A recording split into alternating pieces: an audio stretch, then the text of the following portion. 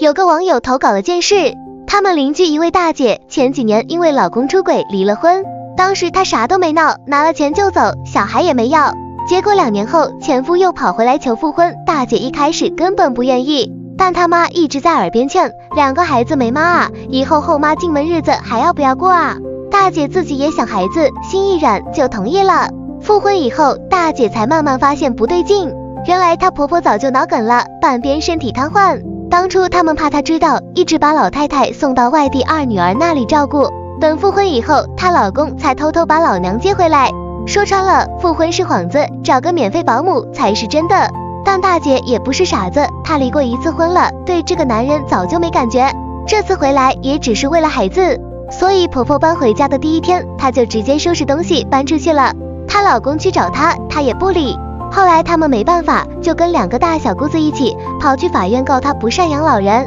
法院一句话就说清楚了，媳妇没有赡养老人的法律义务。他们又想了别的办法，大姐自己开了个店，生意还不错，他们就想把老太太送到店里，让她边开店边伺候婆婆。结果大姐更狠，直接关店走人，宁可不做生意，也不当这个冤大头。她老公急了，天天跑到店里哭闹，大姐也不跟他吵，直接把他出轨、骗复婚、想找免费保姆的事儿全印出来贴在店门口，左邻右舍天天围观。结果大家不但没骂大姐，反而都在指责她老公。她一看这招不好使，灰溜溜又跑了。但最厉害的其实还不是这个，大姐压根没主动提起离婚，因为她知道这时候提离婚，对方一定会反过来捏她。而她现在开的店是离婚期间自己做的，属于个人财产，所以她找律师咨询了，提前把店转到自己妈妈名下，平常赚的钱也大部分放在母亲的卡里，自己只留一小部分给孩子花，每一笔开销都留记录，就是防着以后离婚时对方反咬她。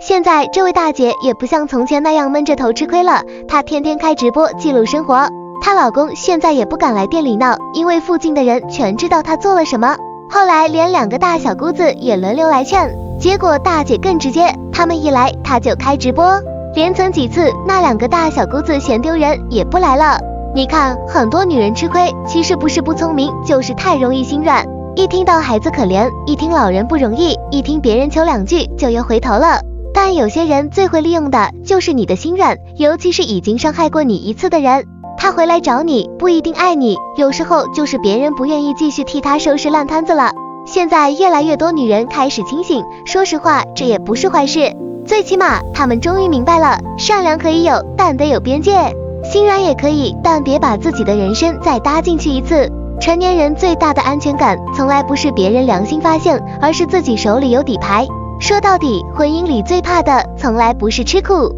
而是你拼命付出以后才发现别人一直拿你的善良当成理所当然。